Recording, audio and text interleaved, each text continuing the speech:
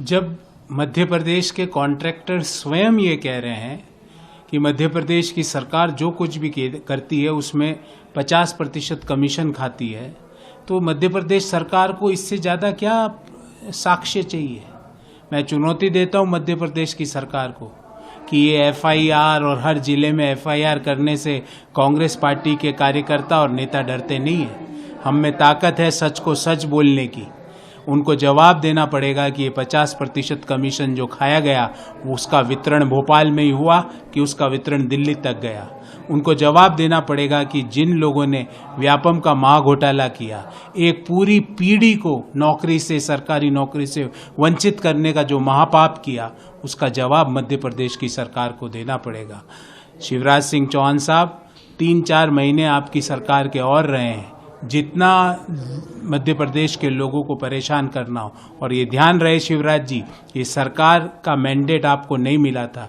आप चोरी की सरकार चला रहे हो, कुछ गद्दारों को साथ लेके जो सरकार चला रहे हो। इस बार मध्य प्रदेश की सरकार, मध्य प्रदेश के लोग भारतीय जनता पार्टी का सुपड़ा साफ करेंगे और वहाँ पर एक फॉरवर्ड लुकिंग, एक ट्रांसपेरेंट और गवर्नेंस को समर्पित सरकार 2023 में मध्य प्रदेश को मिलने वाली है। और ये FIR की धमकियों से इंदिरा गांधी की पोती प्रियंका गांधी नहीं डरती है। ध्यान से सुन लीजिए, इन FIRों से इंदिरा गांधी की पोती है वो प्रियंका गांधी। इन FIRों से कांग्रेस के नेता और कांग्रेस के कार्यकर्ता नहीं डरते हैं। ये FIR करके आपने स्वयं ये कबूल कर लिया कि इस बात की आपको कितनी प्रॉब्लम हुई जब सच मध्य प्रदेश के लोगों के सामने प्रियंका गांधी जी ने और कांग्रेस के कुछ नेताओं ने रखा।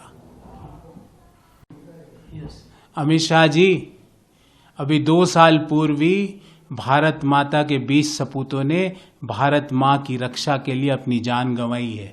इसलिए ये मत भूलिए कि अब ज़रूरत नहीं है, हमें देश के लिए जान गंवाने की ज़रूरत नहीं है। सरहदों पर आज भी, और स्पेशली जो चीन जो भारत माता की भूमि लेकर बैठा है, भारत माँ के हर बेटे के ऊपर ये दायित्व है, ये कर्तव्य है कि जो चीन भारत माँ की भूमि के ऊपर परमानेंट हेलीपैड बंकर बना के बैठा है, उसको वहाँ से निकाला जाए। और अमित शाह जी, हम तो मरेंगे भी भारत माँ के लिए और जिएंगे भी भारत माँ के लिए, क्योंकि हमारे लिए तो हमारा मान, सम्मान, स्वाभिमान देश का तिरंगा है, जो राष्ट्रीय स्वयंसेवक संघ ने 60 साल तक अपने हेड ऑफिस नागपुर में नहीं फहराया था।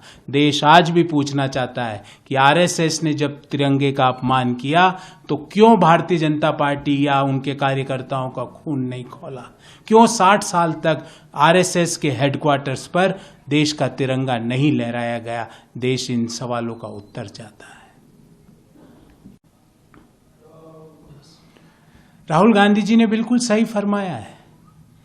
हम आदिवासी वर्ग के लिए आदिवासी शब्द का उपयोग करते हैं, भारतीय जनता पार्टी उसके लिए वनवासी शब्द का प्रयोग करती है। आदिवासी शब्द का प्रयोग करने से परहेज क्यों करती है भाजपा, उसका कारण बताता हूं। क्योंकि भारतीय जनता पार्टी आदिवासी देश के लोगों को, ट्राइबल्स को वनों में रखना चाहती है, इसलिए वनवासी बोलती है। हम मानते हैं कि भारत की मिट्टी पर सबसे पहला हक हमारे आदिवासी समाज के भाई बहनों का है, क्योंकि वो मूलवासी है, वो उस मिट्टी में पैदा हुए हैं, वो उस मिट्टी से उनका डायरेक्ट कनेक्ट है। इसलिए भारतीय जनता पार्टी के लोगों से मेरा अनुरोध रहेगा कि कभी कभी राहुल गांधी जी की बातों को सोचिए। आप हर बार विरोध करते हैं और हर बार राहुल गांधी जी सही साबित होते हैं। उन्होंने कहा कोरोना भयंकर बड़ी विभाषिका है, हुई। उन्होंने कहा नोटबंदी से अर्थव्यवस्था तबाह हो गई, हो जाएगी, हुई। उन्होंने कहा बिना तैयारी के GST से देश तबाह हो जाएगा, हुआ। उन्होंने कहा भारत माँ की भूमि पर चीन बैठा है, आज देश के बड़े डिफेंस एक्सपर्ट भी ये मानते हैं, सेना के पूर्व जनरल्स भी ये मानते हैं। आज वो कह रहे हैं कि भारतीय जनता पार्टी के मेरे मित्रों, वनवासी शब्द का प्रयोग मत कीजिए। भारत की मिट्टी पर सबसे पहला हक भारत के मूलवासी, जिसको हम आदिवासी कहते हैं, उनका है। आप आदिवासी समाज को पीछे रखकर, उनको वनों में रखकर अपना उल्लू सीधा करना चाहती है भारतीय जनता पार्टी।